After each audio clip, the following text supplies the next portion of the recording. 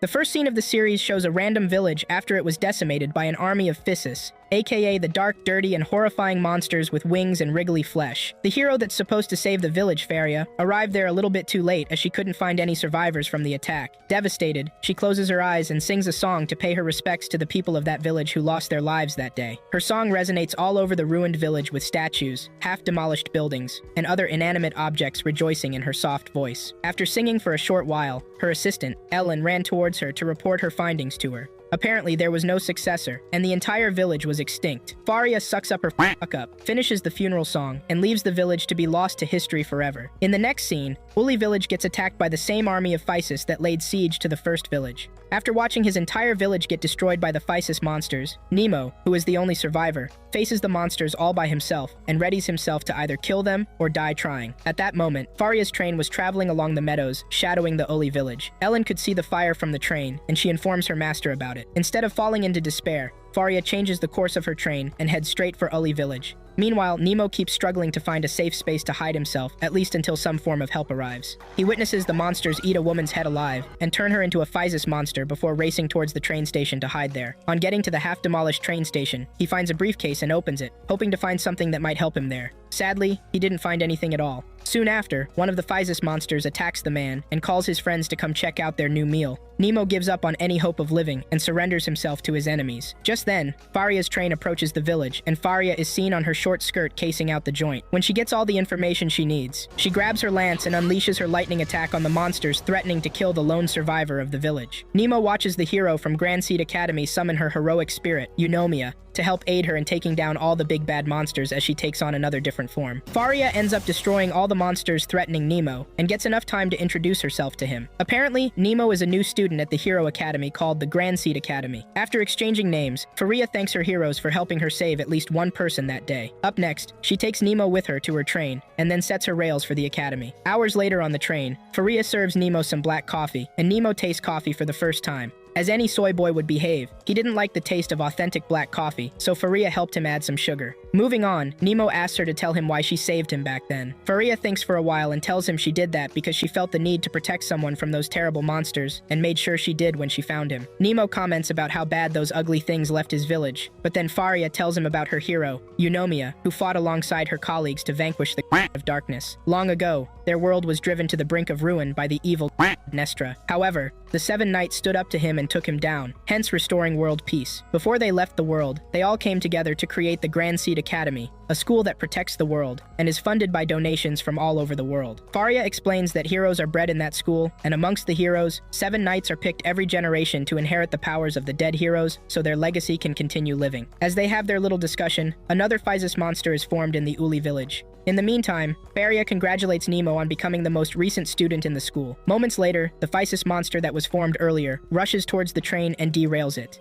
Faria makes sure to protect Nemo. However, she gets heavily injured by doing that. When the Physis monsters show up again, Faria takes the initiative to attack the monster and slash it into pieces. However, a strange occurrence happens, and the monster regenerates its torn body parts and attacks Nemo. Faria gets very scared of what might happen to the student, so she keeps on fighting the monster all over till it gets a little weakened. She checks up on Nemo and finds him panting and weak. Then, she encloses them in a dome of light and buys Nemo some time to pick up Ellen and escape now that he still has the chance. Thankfully, our boy Nemo wasn't a coward, so he wasn't ready to take the easy route out. Just then, by sheer luck, Nemo gets gifted a purple grimoire which he opens to check the contents. A white bright light encloses Nemo and transports him to another dimension. There, he meets the Queen of Fate, who calls herself the Guardian of the Garden. She asks Nemo to tell her what he wants in life, and Nemo tells her that he wants to be stronger to protect Faria. When he's asked what he's willing to give in return, Nemo offers his life in exchange for power, and the Guardian acknowledges his sacrifice. With this, she sends him a hero's spirit and instructs it to guide Nemo in his fight against the monster. Nemo gets back to the battlefield in time to protect Faria from a flying train car. Then, he allows his hero to take over his body, while Faria watches him shine. Nemo executes his plan with acute skills and precise movements, and manages to use Faria's lance and his chain knife to stop the monster. Then he works together with Faria, who tells him to synchronize with his hero to finish the monster. Before their final showdown, Nemo becomes one with his hero, and wields his weapon with his heart's desire. When he's ready, he coordinates his attacks with Faria, and finishes the monster before the sun rises. After taking down the monster, Faria thanks Nemo for saving her and gives him an official welcome to the Grand Seed Academy. After traveling for 6 long hours, Nemo finally arrives in the infamous Grand Seed Academy, where his life as a member of the Seven Knights begins. On his first day at school, Nemo gets to walk with the beautiful and popular Faria, who is psyched to finally have a new member on their team. While Ellen walks off to sign off some punishment paperwork for destroying the train, Faria gives Nemo a lesson on taking responsibility and valuing human life over any other thing. At that instant, the musclehead of the Seven Knights group, Ju Tsurugi, rushes into the school premises hauling a cart with a frozen Physis dragon from the Midland area.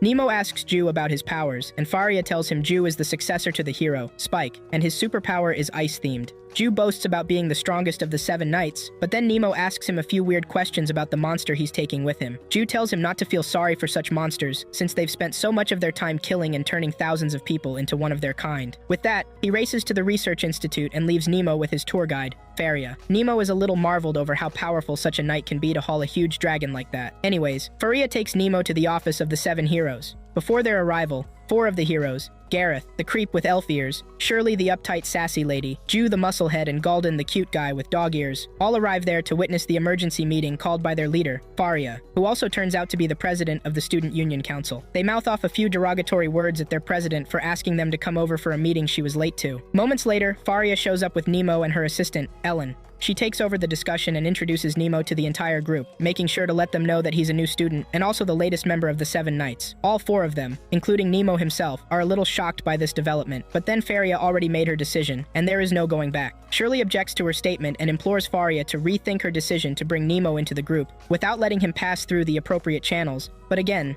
Faria has made up her mind. Ju makes a stupid joke about building muscles and whatnot, but then Faria narrates the contract Nemo made with his hero during his first time on the battlefield, which shocks everyone. Gareth asks Nemo to tell them how he converses with his hero, but Nemo tells him he doesn't really understand his hero yet. Gareth gets super suspicious of the guy and asks him a few questions until Faria cuts in. She tells Gareth to quit asking incessant questions and also lets him know that the hero, Lady Eunomia, endorses Nemo as a bona fide hero, so she's going to trust her. With that, she concludes the meeting and asks Ju to show Nemo around. Ju grumbles a little bit, but then Faria fuels his ego with lies about his personality, just so he can take Nemo with him. While showing him around, Ju complains about being stuck with Nemo, which makes Nemo himself demean himself. Ju teaches him how to respect himself as a hero, and even shows him some of the statues made in honor of the real heroes from way back. He continues discussing with Nemo, but then ends up getting so pissed off that he picks up the poor boy and nearly punches him. Thankfully, the Academy librarian, Sophicia, showed up to stop that from happening under her watch. She introduces herself to the new guy, Nemo, and ignores the musclehead, who seems to have too much respect for her. Sophicia tells Nemo a little bit about the past heroes, letting him know that most of the 7 heroes found their powers in that very building. However, on rare occasions, fate guides others to become heroes by themselves. Nemo tries to wrap his head around her words, but then he keeps quiet and lets her calm Ju down so he can get along with him well. Ju gets way too excited after seeing Sophicia that day. Their meeting boosted his spirits, and he finished his tour with Nemo later that evening. Nemo thanks him for the help and heads over to his dorm, where he finds Faria waiting for him. That night during his workout runs, Ju's hero, Spike, appears to him and asks to make sure Joyu isn't keeping any form of malice against Nemo. Ju tells him not to worry too much about that, since he's just trying to get stronger, that's all. Meanwhile, Nemo finds out that he'll be staying in a big dorm building with just Faria and her assistant, nobody else. During dinner, Nemo tries to get why he's being treated differently from the others, and Faria lets him know that he's special and should feel that way. Besides, it's his first day in school, so it's normal for him to not fit in right away. Nemo gets her point and goes to sleep. The following day, Nemo endures a long history class and heads to the hallway after the class. There, he meets Gareth, the weirdo who asks him to help deliver a vial of blue potion to the Alchemy Research Institute. Nemo innocently collects the vial and takes it to the institute. What they didn't know was that the dragon that Ju kept frozen was already thawing. Upon getting to the research building, Nemo finds Ju, who talks down to him again. Suddenly, there's a loud bang, and they all get out to find Ju's dragon alive and about to wreak havoc. Ju gets into action mode and summons his successor to help him freeze the damn dragon all over again. He protects Sophicia and her students and makes Nemo lead them somewhere safe while he takes care of the dragon. When they're out of harm's way, Ju takes the fight to the dragon and wounds its head. To his surprise, the dragon grows another head and becomes much stronger than before. He spits out blue fire from its mouth and causes Ju to use his snowfield power to wound it again. Nemo shows up moments later to help and asks Ju to tell him what to do. Ju tries to get him off his back, but Nemo isn't there to slack off at all. He quickly activates his hero ability and restrains the monster to buy Ju enough time to freeze the wound. Ju reluctantly rushes in and freezes the shitty dragon with all his power. Nemo hangs on as long as he can to make sure he helps Ju finish off the dragon for real this time. Thankfully, Ju's ice was able to expose the monster's core, which helped it regenerate its body parts. Ju destroys the core, saving the entire village, and becomes friends with Nemo. He narrates his life history with Nemo and tells him to stick with him so they can be a formidable duo. Sophicia,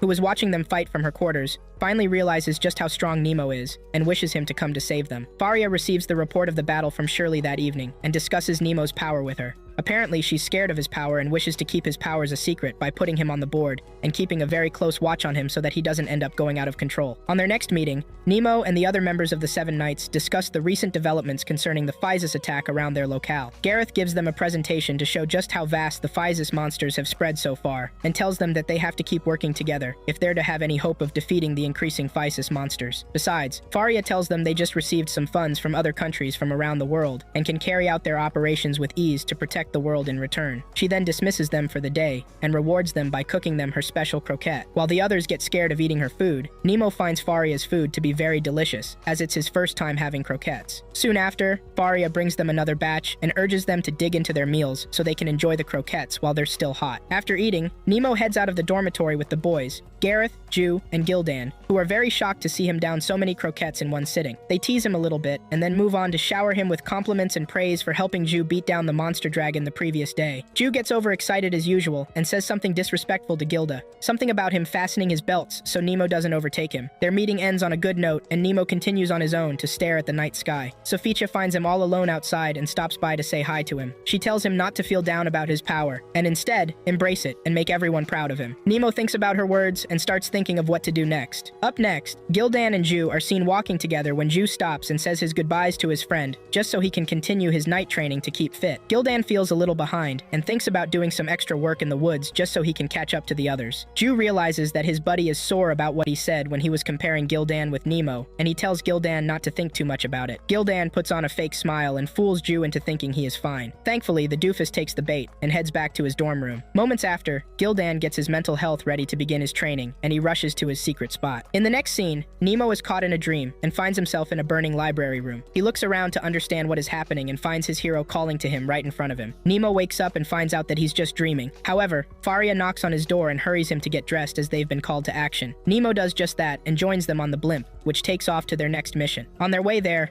Faria explains the nature of their mission to him, letting him know that they've been called on an Imperial Academy expedition. Nemo appears confused and asks for some explanation. Ellen explains further that a mission of such nature allows them to be hired as freelance warriors to help undermined nations take down Physis that are too strong for their military. Nemo gets the gist and prepares himself for the fight ahead. Meanwhile, the townsfolk suffer from the Physis attacks and even manage to get their greatest treasure, the silver hourglass, destroyed by the monsters. The captain of their military is very disappointed by how helpless they are against the Physis monsters. Just as they're about to lose hope, the Seven Knights show up and protect everyone in the town by fighting the monsters to the best of their abilities. The captain of the town's military is a little shocked to see how powerful the Seven Knights are as they decimate every Physis monster they lay their eyes on. They're not just all talk and can save the world if they put their minds to it. While the other heroes fight and take down the monsters, Gildan runs out of magic mid-fight, but then decides to go out of his way to take down one last Physis monster. Sadly, he gets caught up in the monster's clutch, but then Ju comes to help rescue him from the monster. Then, he coordinates attacks with Nemo to take down the Physis monster that nearly killed him. Faria uses her lightning to strike down the rest of the monsters and ends the battle in their success. Upon returning to the academy,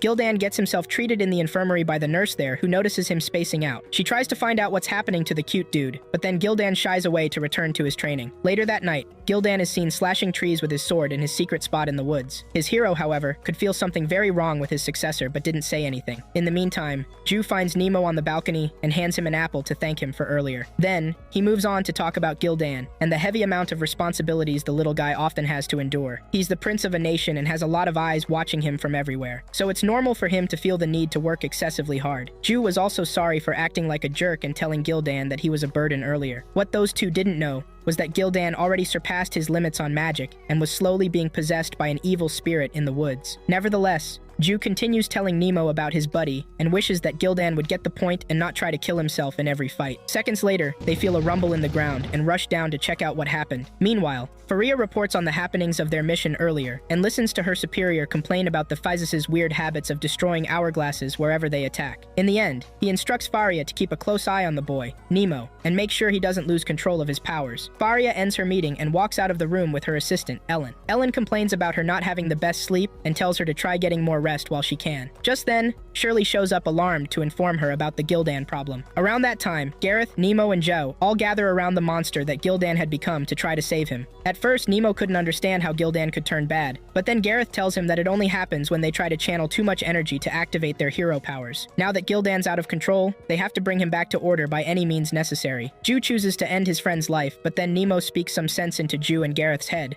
telling them Gildan's life is just as important as theirs, and they should all work on saving him and not killing him. While all that happens, Gildan finds his consciousness in another dimension. This time, he witnesses himself being congratulated on being accepted into the academy. Gildan faces his darkness and endures being called a coward for trying to run away. Back in real life, Ju, Nemo, and Gareth all work together to freeze Gildan in place so they can yank him out of his monstrous self and save him. Gildan manages to speak up and begs everyone to end him now before he becomes a real threat to the school. However, his hero was there for him in the other dimension, giving him enough courage to fight on and get rescued. He instructs his friends to be ready to pull him out when he gives the order. Ju and the others make sure to freeze the monster all over as Nemo pulls Gildan out from his monster with all strength. When they're done, Gildan thanks Nemo for saving him when he gave up on himself. Ju also came by and apologized for being such a dick to him earlier. Gildan finally forgives his dumb buddy and returns to being friends with him. The next morning, Faria cleans Nemo, who is still asleep. Nemo wakes up shortly and makes Faria trip and fall over him on the bed. Together, the duo face each other with their lips ever so close to one another. Faria gets very embarrassed to be staring at a boy in the eye just like that and nearly kisses him. However, she gets back to her senses and gets Nemo back on his feet. After freshening up, she apologizes for acting very strangely to him earlier and tells him that he's been in bed for a whole day. Even Gildan, who appeared to be much more hurt, woke up before him. Faria tells him Gildan's fine and then scolds him for putting his life on the line just to save someone who probably doesn't consider him that much. She continues to lecture on the right way to save people so that he won't have a near-death experience in every battle next time. Nemo gets fed up with her lectures and sits on his bed. Faria tucks him back in bed and promises to take care of him till he's fully recovered all the magic that he lost in the fight to save Gildan. On the other side of the building, Gildan sits in his bed, telling his people, Ju and Gareth, to stop babysitting him while Nemo gets special treatment from the president free of charge. Gareth gets serious and asks him if it's true that he can't remember what happened to him before his possession. Gildan tells him he doesn't understand what happened either, but thank goodness he's fine now because that's all that matters. Gareth, however, wasn't done yet as he began to suspect that someone else had something to do with Gildan's possession. If anything, that person must be inside the academy for them to commit such weird crimes so easily. Gareth wasn't sure if that person was Nemo or not, but he plans on finding out. Amid their discussion, they hear the president of the student council screaming from her quarters again after burning her pot of porridge. Nemo checks on her and advises her to turn down the heat so that she can save some of the porridge for them. However, Faria wasn't able to do that on time. Instead, she switches off the fire and makes some croquettes for Nemo to eat from. She apologizes for being such a klutz, but then again, Nemo seemed pretty fine with eating croquettes day in and day out. Faria manages to put a smile on her face, and a few moments later, her cat wanders into Nemo's room from hers. Nemo notices the look on her face and asks her if the cat is hers. Faria tells him that the cat is hers, and then urges him to try touching her. Nemo tries to touch the cat, but then the cat doesn't want to be touched by a savage like Nemo.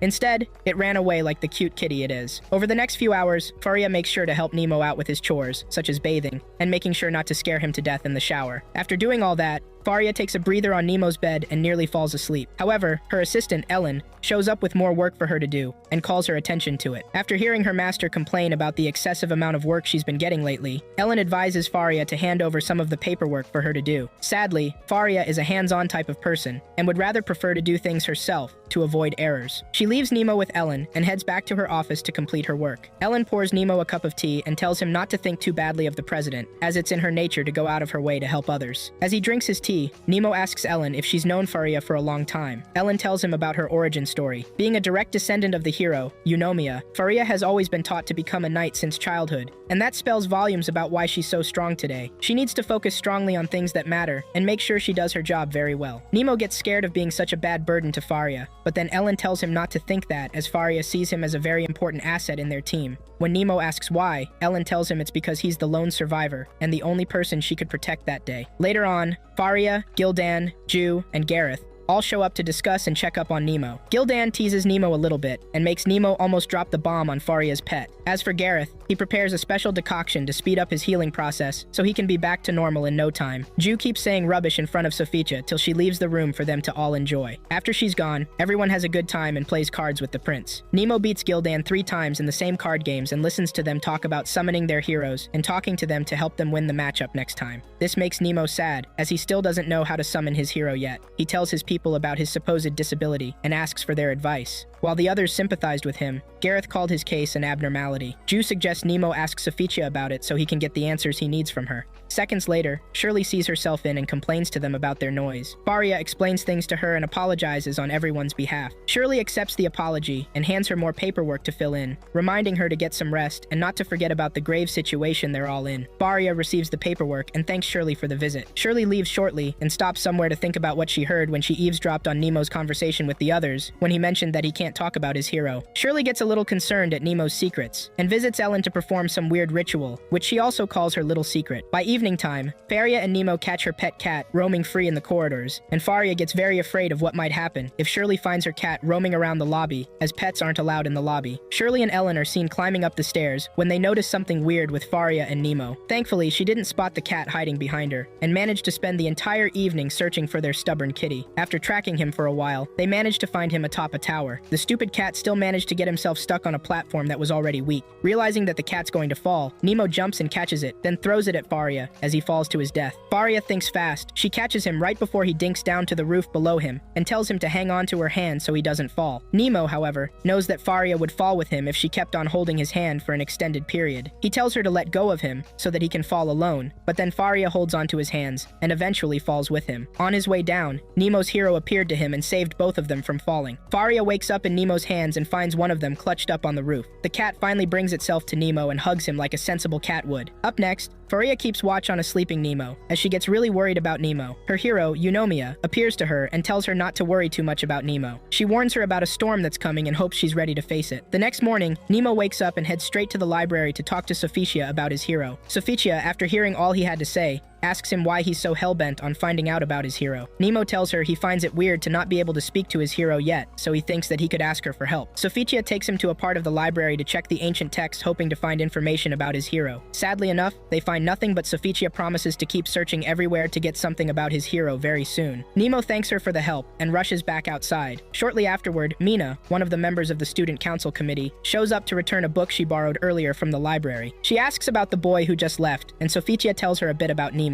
Later on, the president, Faria, visits the infirmary to check up on the latest vampire victims. She finds Shirley, the chairman of the disciplinary committee, and her assistant Mina, standing in front of the infirmary bed as Ellen heals the others. Ellen finishes healing one of the wounded ones, and Faria checks out the bite marks on the victim's neck. Upon closer inspection, she finds out that the person was bitten and drained by a vampire. Shirley promises to do something about it and find the culprit as soon as possible. Mina, however, tries to stop her chairwoman from doing way too much at a time. With Nemo there, he promises to join them in their plan and help them find the vampire in question. Faria welcomes him on board and tells him to work with Shirley to get the culprit. In the next scene, Nemo meets with Mina for the first time, and Mina thanks him for volunteering to help them out with their investigation. Nemo nods in agreement and carries the books he took from the library to Shirley's office. As they sift through the text for some information, Shirley thanks him for the help and then asks him if he's hiding something. Nemo asks her why she thinks so, and Shirley tells him it's because he doesn't seem to know much about the Academy and the Seven Knights. However, she does let him off easy and makes him promise that whatever he's doing it for the greater good. After that, Nemo gets to Claire's office to check up on the records she has about vampires. Claire tells him a few things about vampires and opens an old book to check out some text about vampires there.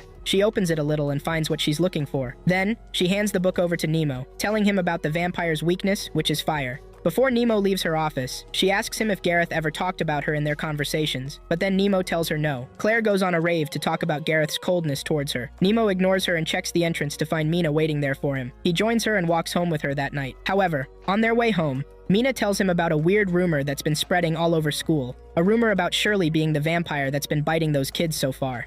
She puts on a show of what seems to be crocodile tears, and finally gets Nemo's sympathy as she wanted. Nemo offers himself to be of service to her like the fool that he is, and Mina asks him to accompany her to the outskirts of a forest, just so she can investigate a particular area there. Nemo accompanies her to the outskirts of the forest, and hides somewhere when they hear people talking in the distance. Nemo squints his eyes and finds Shirley sucking blood from Ellen's neck. He tries to intervene, but then his hero stops him from doing so. When she's done sucking the blood, she apologizes to Ellen, who is in love with her, but then Ellen pets her head, telling her not to worry too much about lost blood, as long as she can regenerate the cells back. At the point where Shirley was becoming comfortable with her partner, Mina intentionally stepped on a branch to alert her. Shirley hears the branch snap and jumps as fast as she can to attack the intruder. Upon realizing that she's been discovered, Shirley makes a run for it. Nemo follows her in a bid to catch up to her. Shirley, on the other hand, gets a lecture from her hero to stop running away and just face her fears so she can become the true master of the flames, her worst nightmare. Nemo catches up to her in the woods and asks her if she is the one behind the attacks on the committee members. Shirley tells him she isn't the one, but then again,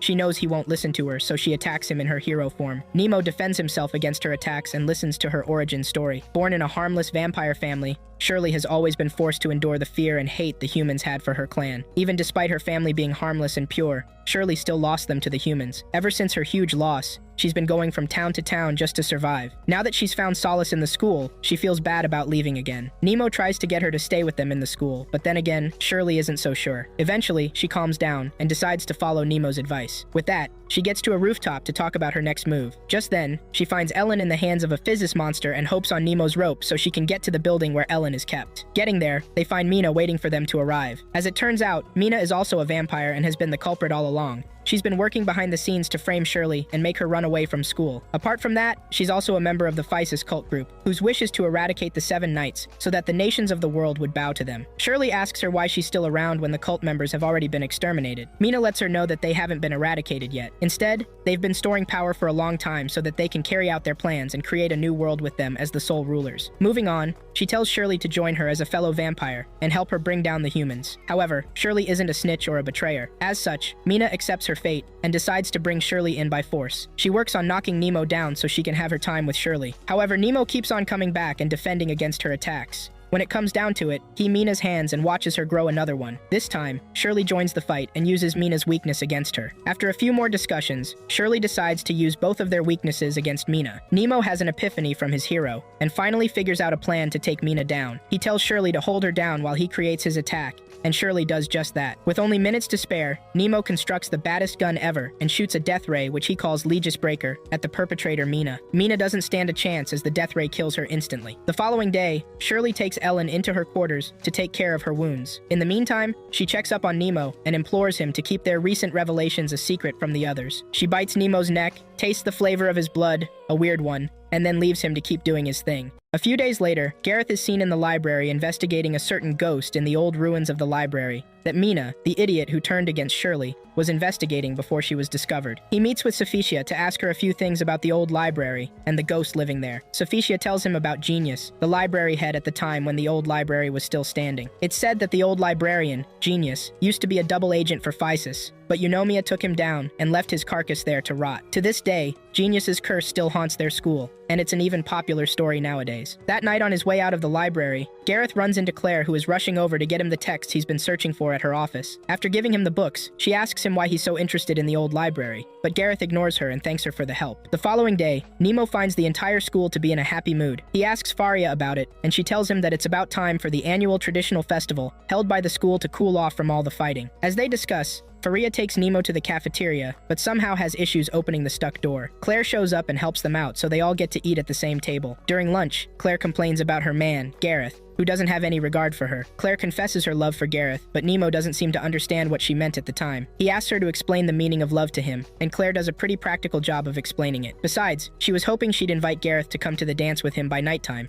but then she realizes that he may not be into her. Nemo and Faria notice the sadness on Claire's face as she prepares to give up on the chase before even asking him out. However, Nemo makes it pretty clear to her that she shouldn't be too quick to throw in the towel. Claire gets the much-needed confidence boost to ask Gareth out on the dance, and thanks the president for the help. She then asks the president who she'll be inviting over to the dance as well, and Faria looks at Nemo, who is pretty clueless about what just happened, and tells Claire not to worry about her at all. However, Claire could sense the connection between the president and Nemo, and she advises her to be brave as well in her exploits. After his lunch, Nemo hangs out with Gildan and Ju, who are arguing over who they are going to take over to the dance. Apparently, Ju was thinking of asking Sophia to the dance, and as for Gildan, he already had letters in his hand from girls begging him to go to the dance with them. Nemo calls Ju out on his love for Sophia and advises him to be more honest with his feelings. However, Ju throws a fit and turns their sights to Nemo to ask him whether he'd be going to the dance with the president or not. Before our boy can reply to them, Shirley shows up and asks him out to the dance in front of Gildan and Ju. Before Nemo can give her his answer, she tells him to think about it for a while. Surprised, the two boys ask him to spill his secret, but Nemo is no snitch. Later that day, Faria hosts a student council meeting with her colleagues to talk about ideas for the festival. Ju and Gildan make a few stupid ideas about what to do, and this ends up pissing Gareth off. He gets up and walks out of the meeting as he doesn't feel like they need the festival. Shirley, on the other hand, tells him to chill out and try to have fun when he can, so he won't die of seriousness. Ju and Gildan get a little surprised to see Shirley trying to have fun. Even still, Gareth leaves the room to do more important things with his time. Not to blame him though, as he had his home destroyed by monsters back when he was younger. As the meeting continues, Gareth moves out to do his thing. Claire catches him alone and finally makes a deal with him. She helps him with a clue from the old library, and in return, Gareth has to accompany her to the dance during the students' festival. Gareth accepts her bet and lets her go like the weak dunce he is. He regrets his actions later on and wishes he'd talked to her one more time. After a few days, the D-Day finally comes and everyone is in a festive mood. The members of the student council all take part in acting as maids to serve their fellow classmen, and so far, everyone seems to be doing a very good job keeping their customers satisfied. Faria and Nemo have their moment alone, and Faria finally asks Nemo out to the dance. Nemo, however, tells her he's already been asked by Shirley earlier, and this breaks Faria's heart. With that, Shirley pops up from under the table and tells Nemo to choose one of them as his partner for the dance. Thankfully, Nemo is saved by one of his colleagues who calls him to serve Sophia some croquettes in the library. Nemo takes the food to Sophia and asks her to explain to him the concept of love and how it works. Sophia takes him on a few hours of therapy, letting him know that he's approaching adolescence now that he's growing up. She gives him a crash course on what she feels love should be like, and lets him know that it shouldn't be forced at all.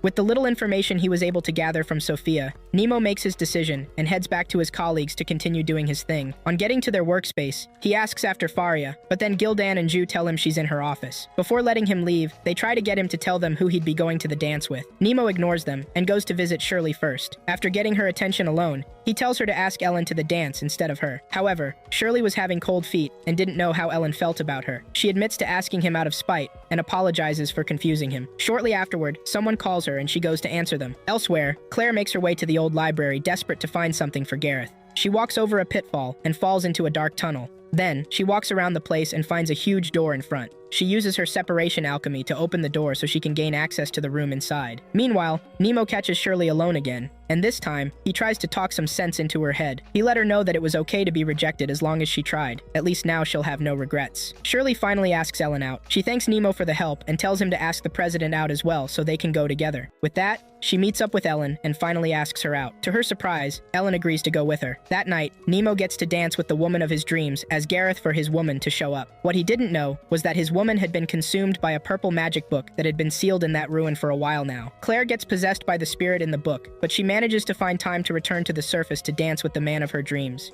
She gets to dance with the man of her dreams for a few seconds before completely turning purple and breaking in front of everyone at the dance. Gareth screams in pain as his stupidity finally becomes clear to him now that he's lost the only person who truly loved him. The following day, everyone gathered in the heavy rain to witness Claire's funeral. As the procession continues, Nemo and the others talk about what the possible cause could be. Shirley shuts them up and recites the funeral prayer for Claire's soul. Meanwhile, Nemo finds Gareth behind a tree trunk and walks up to him, hoping to discuss something with him and figure out his true feelings. Gareth, however, tells him not to worry about him. Although he's devastated that the girl died because of his foolishness, he still promises to find her killer and take them down with his own hands. He asks Nemo to tell the president for him as he embarks on his journey to get revenge on Claire's killer. After the funeral, Faria attends a meeting with her superiors to discuss the recent attacks on the volcanic mountain, Burgo. Hearing the name brought back memories for her as she asked them why they were concerned about the place. One of the leaders of the academy tells her that a massive underground facility was discovered there recently, and it's believed that the leader of the cult, Amis Germain, also stays there. Furthermore, the leaders show Faria an illustration of the energy flow to the volcanic mountain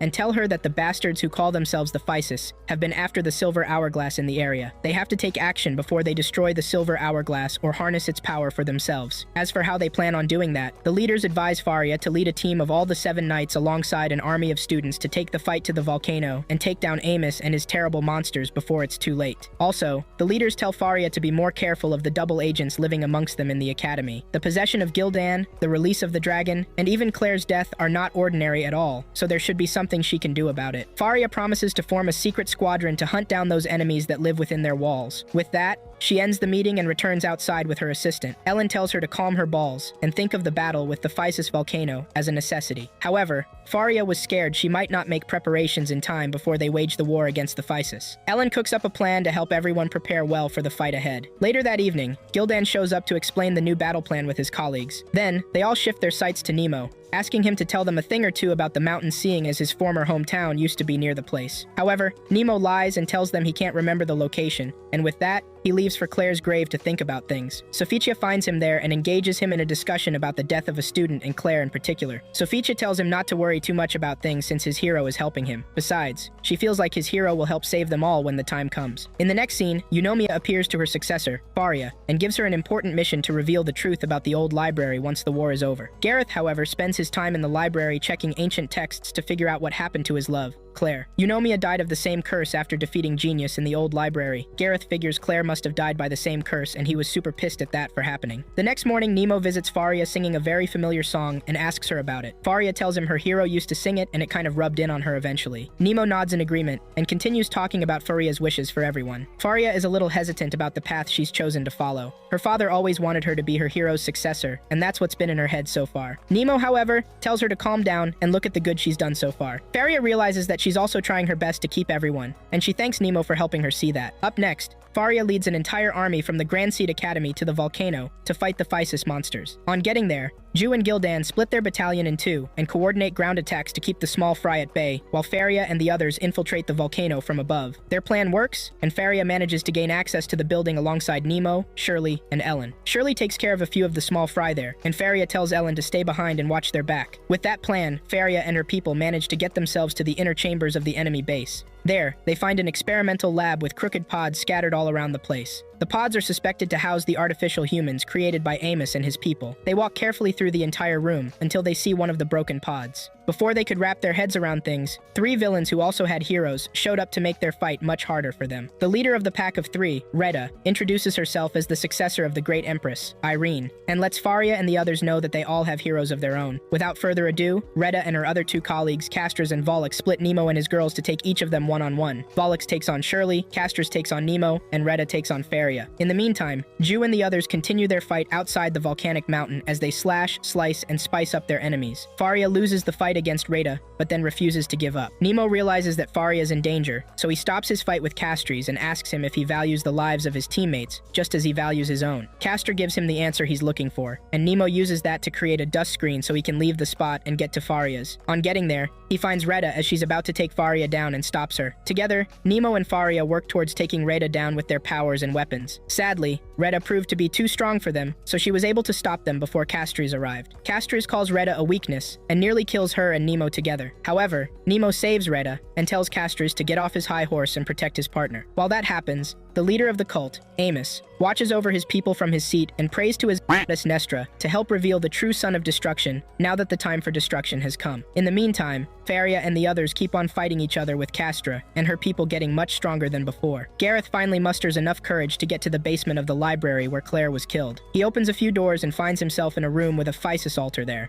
Before he could do any investigation, Physis monsters appeared from all around him to attack him. Up next, Retta, Castris, and Volux all activate their possession powers, but rather than lose control the way Gildan did, they retain control over their possessive state. When Faria asked them how they could do that, the Sons of Destruction proudly told Faria that it was because they kept their heroes bound and in chains. As such, they were able to exploit their explosive powers. Volux goes first and shoots destructive energy balls at the lot. On the other side of the continent, Gareth holds his ground against the Physis monsters that appear to attack him. Joe and Gildan's party sense the Physis monsters growing stronger with each passing minute. Amos, on the other hand, continues harvesting the power of the silver hourglass to use in the awakening of the true Son of Destruction. Nemo Nemo and the others continue getting the life beaten out of them by the idiots who don't trust their heroes. After doing a number on Nemo and his people, Volux and Castors become blinded by their pride as they stop the fight to boast about their strength. Even worse, they make Retta sit the fight out, telling her to watch them take down the weaklings that call themselves the Seven Knights. Nemo outsmarts them and manages to return some damage on Volux, who gets super pissed at his defeat. Without thinking, Volux conjures a giant ball of energy and shoots little energy balls at everyone in the space, including his teammate Castras. Nemo figures something out in his fight against them and decides to use that against them. As for the ones outside,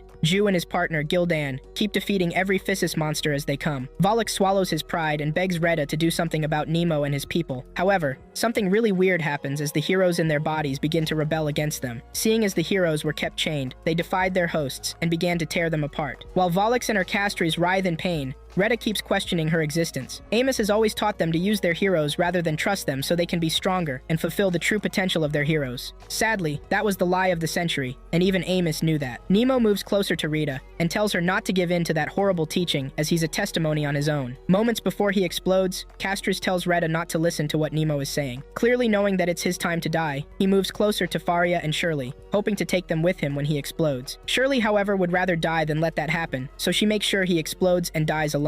Before he died, Castris noticed Shirley's fangs and called her out as a vampire. Faria heard him and asked Shirley to explain herself, but then Shirley smiled and told her to keep fighting first. After seeing his partner die, Volux got very scared and ran away, leaving Retta with his enemies. Shirley asks Retta to make her decision now or never, but then Retta keeps quiet as she begins to think about what Nemo said to her. In the meantime, Sophicia rushes into the basement library where Gareth is trapped and helps him take down some of the monsters keeping him there. As for Retta, Nemo asks his partners to pursue Amos and leave him to deal with Retta. When Faria asks to make sure he's fine, Nemo tells her to trust him to get it done. With that, Faria and Shirley leave him with Retta as they head towards Amos's chambers. Moments after they leave, Nemo blows his cover and reveals his true self to Retta. Nemo used to be an artificial human that was created by Amos just like Retta and the others. However, he made his decision to be good and went with it. Rita didn't believe the bullcrap he was saying, so she took the fight to him. Faria and Shirley, on the other hand, run as fast as they can to Amos's room so they can catch him red-handed and defeat him before it's too late. Nemo and Rita fight each other like Tom and Jerry.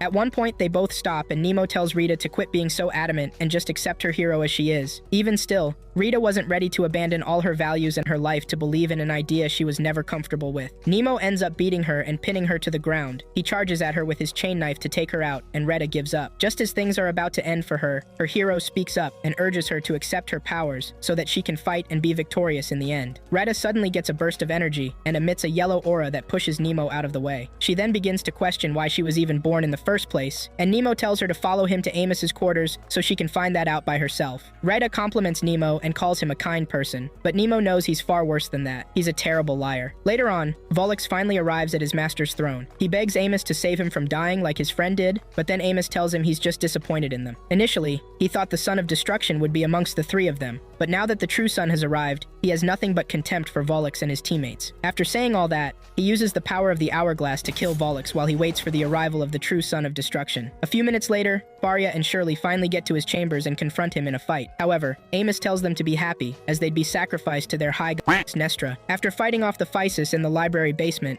Gareth and Sophidia check a big book for the truth about Nemo. From the looks of things, they suspect that Nemo might be the true Son of Destruction. Gareth is disappointed that he would let his guard down so much that he got fooled by a dude who pretends to be kind. Faria asks Amos why he turned bad when he was supposedly a well-respected man in his former empire. Amos tells them he got tired of the corruption and wanted to cleanse the world of the rotten people destroying it. He begins his fight against Shirley and Faria, making sure to keep them alive long enough so they can witness the true Son of Destruction. Shirley lands a wound on Amos, but soon finds out that the scumbag is using the power of the silver hourglass to keep himself alive. He does this by rewinding time to reverse the effects of the wound Shirley inflicted on him. Before continuing the main story, a flashback sheds some light on Ellen's time-controlling powers. When she was younger, Ellen had the power to see the future as her hero. One day, she refused to be friends with a girl because she saw the girl's future and found out that she was going to die in an accident soon. Her nanny at the time told her not to do such things to people. However, Ellen was right, and the girl did die of an accident not too long. Ellen has always been granted her special ability by her hero, Vanessa, who controls time. For her, each passing day was like a script that was being played out. Ellen made sure to use her skill to check the world's future, and also the day it all ends, aka the date after which she stops to see the future. So far, she's been living her life in solace, avoiding everyone she comes across so she doesn't end up freaking them out. One day, she met Faria for the first time, and she could tell that she had a big part to play in thwarting the terrible future she saw back then. Ellen became friends with an awesome person named Faria, who even went to the same school as her. Meanwhile, Ellen secretly amasses power within herself to prepare for the final days of the Earth. One night, she talks to her hero who warned her about using her powers without supervision. Ellen was ready to do whatever it took to go with the flow and play her part in making a better future for her people. As such, she wasn't scared of sacrificing herself for that cause. Back to the main story. Shirley and Faria hold their ground against the powerful Amos. Nemo arrives shortly and saves Faria from certain death. Amos stares at Nemo and realizes that he's the person he's been looking for all this while. He's the son of destruction. Outside the temple, Ju and Gildan manage to defeat every physis monster around the ritual site they were using to steal the power of the hourglass and overtake the site. When the coast is clear, Gidlin places a small hourglass structure on the altar and leaves things to the others inside. Ju, however, gets a little confused over why they were kept in the dark about the entire plan, and sometimes he feels Ellen knows a bit too much about what's going to happen next, which he finds weird. Gildan, after listening to his friend's worries, tells him not to worry about the big picture, as long as they play their part. Inside the temple, Retta has a mental breakdown when she finds out that Amos used her and her colleagues as pawns in his master plan to discover the son of destruction. After arguing some facts with him, she spots Vollux's body somewhere near Amos and checks to confirm if he took him down. When Amos says yes, she takes the attack on him and turns her rage into power to fight the invincible Amos. At one point in the fight, she manages to cut one of his arms, but Amos regenerates his arm and knocks Retta out. Then, he faces Nemo, the true son of destruction, and tells him to give up on trying to take him down. Instead, he should work on accepting his destiny and sacrificing himself to revive the true of destruction,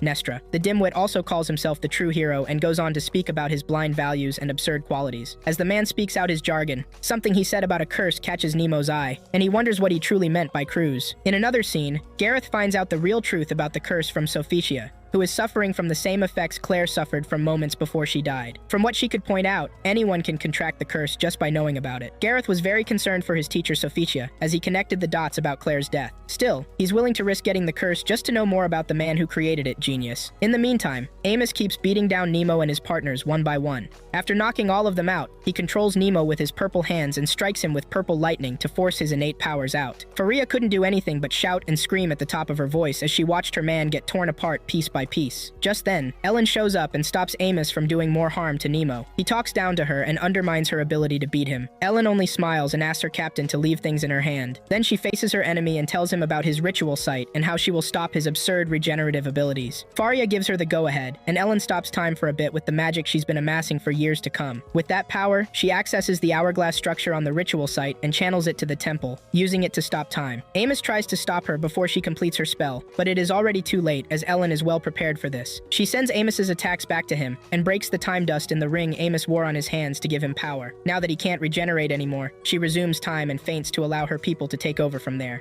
Shirley stays with her as Faria and Nemo take the fight to the clueless bastard. Despite not having the power to regenerate, Amos still put up a very good fight against them. Nemo tries to use his Legis Breaker, but Amos quickly sees through his powers and sends a purple energy spear to take him out. Thankfully, Rita stopped the attack before it could get to Nemo, buying him enough time to amplify his attack and destroy Amos Germain, the leader of the Physis army, with a large beam of Legis Breaker energy that extends to the sky. With Amos out of the way, the Physis monsters all collapse from the lack of their life source, and Sophidia sees the beam in the sky from the old library. Moments after taking down his arch-nemesis, Nemo and Faria all take some time off to absorb their victory. Just then, the whole temple starts shaking as it's on the brink of collapse. Rather than follow the 7 knights to their academy, Retta chooses not to get captured by them. Before escaping and going her way, she tells Nemo to be ready for whatever comes his way, now that he's been exposed as the son of destruction. Faria and the others ignore Reta and finally make it out of the temple alive. With their mission now a complete success, Faria and the other students get to go home to have a nice rest. Meanwhile, Amos somehow revives himself using the spare time dust he managed to keep for himself. However, he finds himself ridden over by the curse and wonders why that is happening to him. Just then,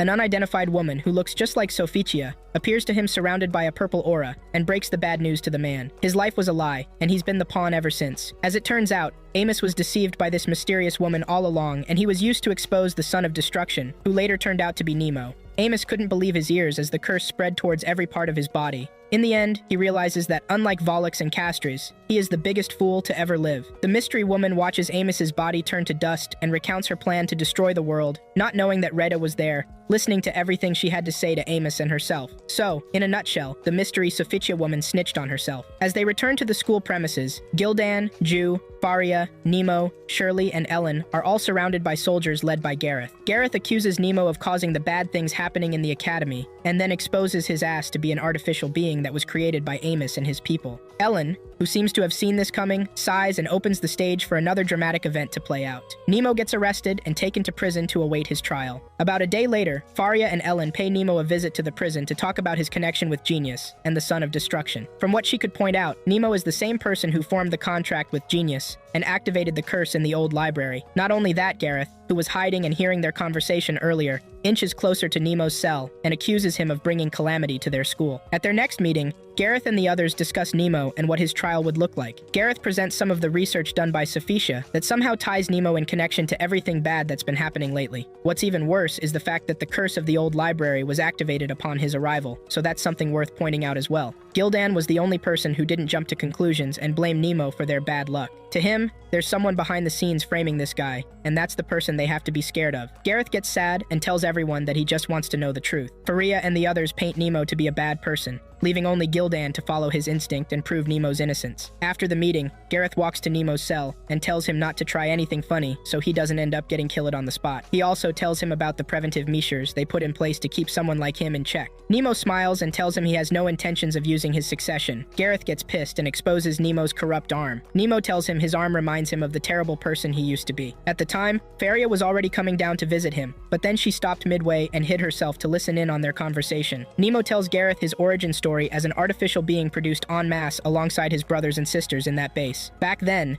Amos made sure to kill every being that was a failure and continue his experiment like nothing mattered. Nemo's true self woke up before the others and witnessed the wickedness Amos portrayed in front of everyone. At that point, he was scared of death and didn't want to die like some failed experiment. One day, his breakthrough came when his hero spoke to him for the first time. Nemo used the help his hero granted him to escape that facility and become the Nemo they all know. Gareth throws a fit as he doesn't believe the story Nemo is telling him. Nemo, however, refuses to argue with him and instead asks Gareth to kill him. Gareth unsheathes his sword to do the dastardly act, but then he calms himself and waits till his trial. As for the others, Shirley is seen resting with her blood bag. Ellen, who warned her to stop trying to change things so that she doesn't get suspected and discovered. She then removes her shirt and encourages Shirley to suck some of her blood for the night. Gildan, on the other hand, finds Ju waiting for him outside his room. Ju listens to Gildan's woes and asks for a moment to see him out on the tower's balcony. There, they discuss Nemo and the good deeds he's done in the past. While Ju is disturbed by Nemo's arm and the things he's done in the past, Gildan is convinced that Nemo's a good guy. Ju, however, tells Gildan that he can't shake off the feeling of Nemo's lie. Up next, Faria summons her hero, Eunomia,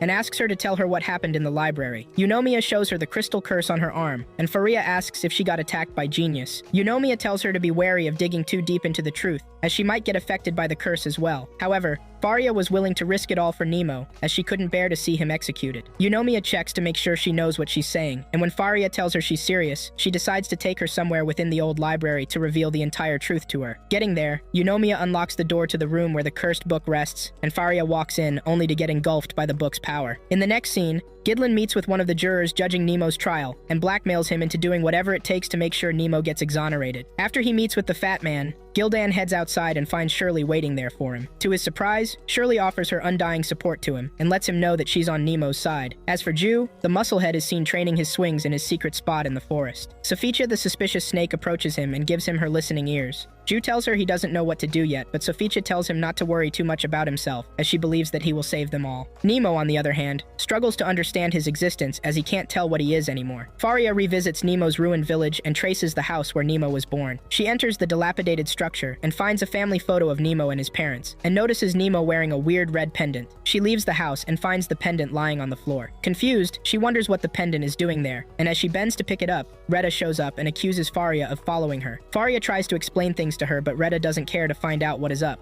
Rather, she kept on attacking Faria and forced her hand. In the end, Faria defeats her and tells her to surrender to the Seven Knights. Retta refuses to do that as she gets up and accesses the power of her goddess, Irene. Even with the immense power she got from Irene, Faria was still able to hold her ground against her fire-themed attacks. In the meantime, Sophitia and the others all gather around for Nemo's trial. After all's been said and done, they all find Nemo guilty. Just as they're about to mete out his punishment, Shirley and Gildan arrive with an imperial order to delay the execution. Even with that proof, Sophitia still orders Nemo to be executed. Ju and Gareth face Shirley and Gildan to take Nemo out, but then Faria arrives in style and gives Nemo the pendant of the real Nemo. She makes him confess to killing the real Nemo and taking over his form to infiltrate the school. Nemo admits to being the real Nemo's killer, and he bows his head to accept his death as he begs Faria to end him. To his surprise, however, Faria wasn't there to kill him. Instead, she was there to face the real enemy, Sophetia. Ju and Gareth were fools for the real enemy at the time, so they activated their successor's power to fight the president, Gildan, and the others. Thankfully, Faria was able to get her ship there in time so she could avoid fighting her comrades.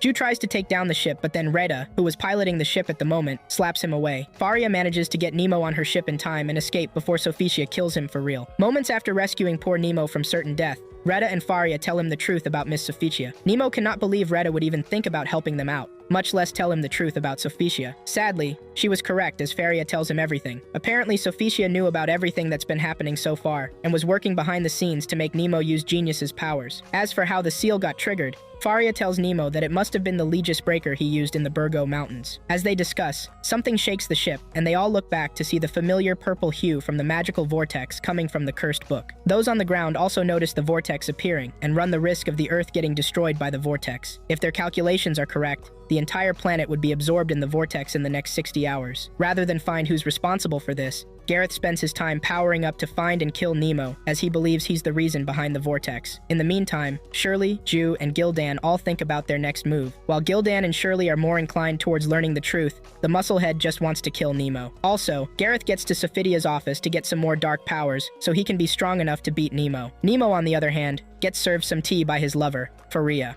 Nemo keeps on regretting why he did what he did back then, but Faria, who was already head over heels in love with him, tells him not to think like that. Instead, he should think about people like her, whose lives he changed just by being himself. As of now, Nemo's past actions aren't what they should be concerned about, as Faria believes Nemo is the key to her being free from her lifelong mission of becoming a hero. There, both of them have their moment and confess their love to each other. Then, Faria makes the hardest decision and decides to return to Grand Seed Academy to end things with Sophetia. Lucky for her, Nemo shares the same sentiment. In the meantime, Sophetia performs all types of dangerous and powerful experiments on Gareth, just to give him enough power to help her take down Nemo and his people. Ellen is seen gathering every last bit of her power to control time. Her hero, Vanessa, asks her if she's sure about risking her life to help her people, and Ellen tells her it's worth it, especially if it means she gets to see that future beyond where it all ends. And so the stage is set. Nemo, Retta, and Faria all get back to the academy and land in the forest where they find Ju together with Shirley and Gildan, all of whom are ready to stop them. Retta holds him off and buys some time for Nemo and Faria to get to Sophetia and stop whatever she's planning. As Retta fights her former colleagues, Faria and her man go to the old library to search for Sophetia. Retta tells Shirley and the others about the real traitor in their midst, Sophetia. While Shirley and Gildan agree with her, Ju refuses to do so and accidentally activates the power Sophetia planted in him. Gildan stays behind to save his friend and urges the others to get a move on and help Faria and her boyfriend. Upon getting to the room where the Book of Time is being kept, Eunomia morphs out of Faria and explains things to the youngsters. Incidentally, Genius pops out of Nemo as his hero and stands beside Eunomia. Together, they reveal the truth to both youngsters. Eunomia tells them that the curse behind the Book of Time is a fable, and they just wanted to keep people away from the book so that they don't get affected by its imperfections. In a flashback, Genius and Eunomia are seen facing a group of monsters after someone accidentally releases the Book of Time. Back then, Genius's Legis breaker was the only power that could seal the Book of Time. So, he made Eunomia sing that song Faria used to sing, just so that he could seal the book easily.